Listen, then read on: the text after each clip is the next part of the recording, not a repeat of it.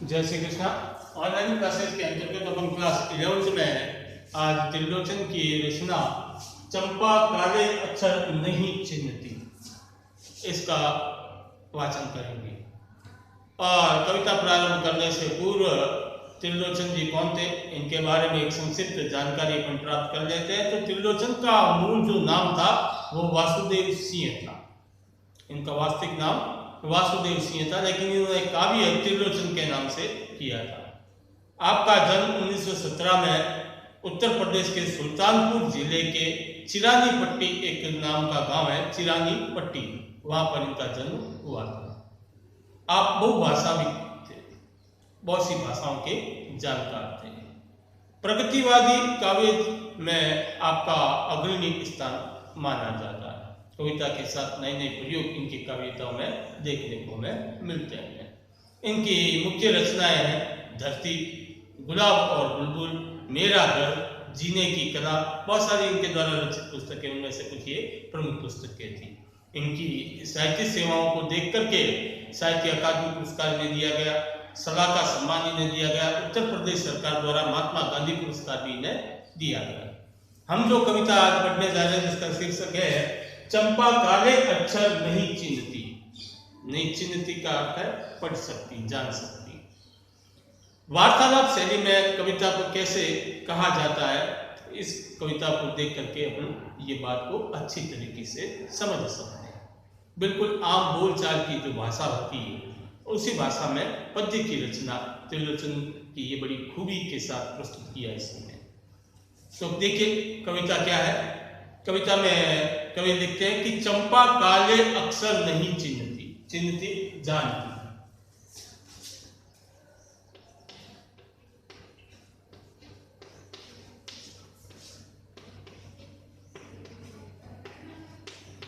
और पढ़ शक्ति भी कह सकते हैं पर कि चंपा काले अक्षर नहीं चिन्हती। चंपा है बालिका का नाम है जो काले अक्षरों को नहीं पहचान पाती, वो नहीं जानती कि ये क्या है क्या नहीं। ये जो शब्द किताबों में छपे हैं, कॉपी पे छपे हैं, उन अक्षरों की पहचान उनसे नहीं है।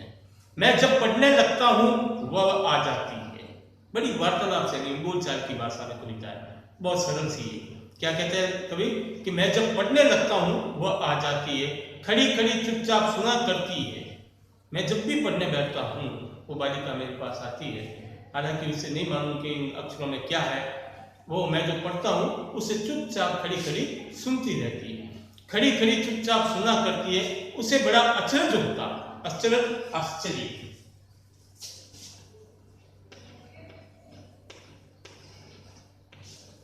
का क्या हो गया तात्पर्य, आश्चर्य। उसे बड़ा आश्चर्य होता है, आश्चर्य होता है। आश्चर्य किस बात का कि इन काले चिन्हों से कैसे ये सब स्वर निकलते हैं।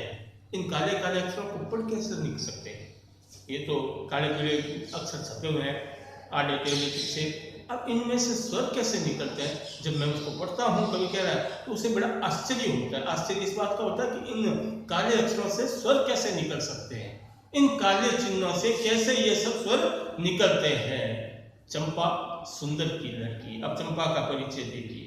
चंपा कौन है कि चंपा सुंदर की लड़की है और सुंदर ग्वाला है, गाय भैंसे रखता है। एक ग्वाला है जिसका नाम है सुंदर, जो गाय भैंसे रखता है, उसकी बालिका है चंपा।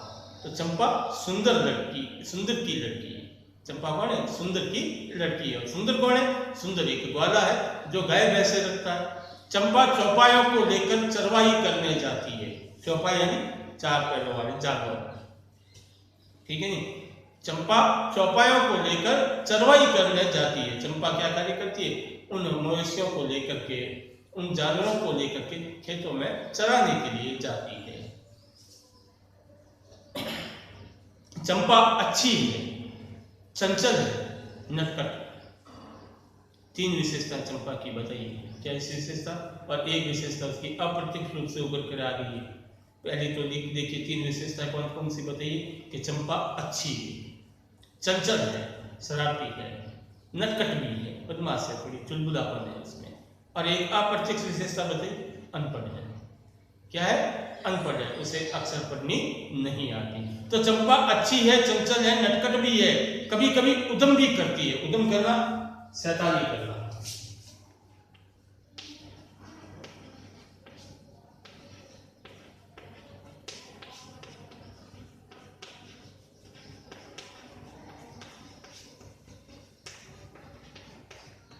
उद्यम करने का तात्पर्य होता है शैतानी करना। कभी कभी उद्यम भी करती है, कभी कभी वो कलम चुरा देती है। मैं पढ़ने बैठता हूँ तो कभी कभी मेरी क्या करती है, कलम चुरा देती है, मेरा पेन चुरा करके भग जाती है। जैसे तैसे उसे ढूंढ कर लाता हूँ जब, जैसे तैसे उसे ढूंढ कर जब लाता हूँ, जैसे कैसे मैं उस कलम को ढूंढ करके लेके आता हूँ, पता नहीं ले जा करके कहीं छुपा देती है, और मैं फिर ढूंढ करके जब लेके आता हूँ पाता हूँ अब कागज गायब, तब तक मेरा पेपर छिपा देती है। तो नटखट है, बदमाशी करती है, उद्यम करती है, शैतानी करती है। और शैतानी क्या करती है कि कभी मेरी कलम छुपा देती है, उसको ढूंढ के लेके आऊँ तो कभी मेरा पेपर छुपा देती है। परेशान फिर हो जाता हूँ, मैं फिर परेशान हो जाता हूँ, लिख पढ़ने का कार्य नहीं हो पाता। चंपा कहती है तुम कागज ही गोदा करते हो दिन भर, कागज गोदना।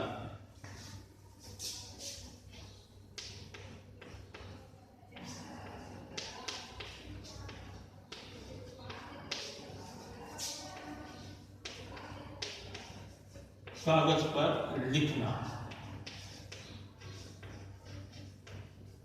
वैसे गोदने का अर्थ होता छेद करना, लेकिन यह होगा लिखना।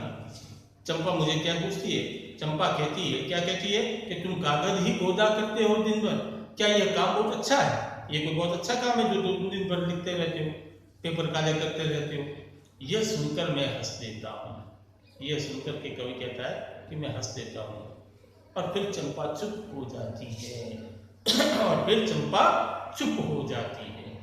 अब यह सुनकर मैं हंस देता हूँ, यहाँ कभी हंसने की बात क्यों कही है चंपा के इस प्रश्न पर? कौन से प्रश्न पर, कि क्या तुम दिन भर कागज ही गोदा करते हो? यह बात सुनकर के कवि कहता है कि मैं मुस्कुरा देता हूँ, हंस देता हूँ। हंसता क्यों है कवि यहाँ पर?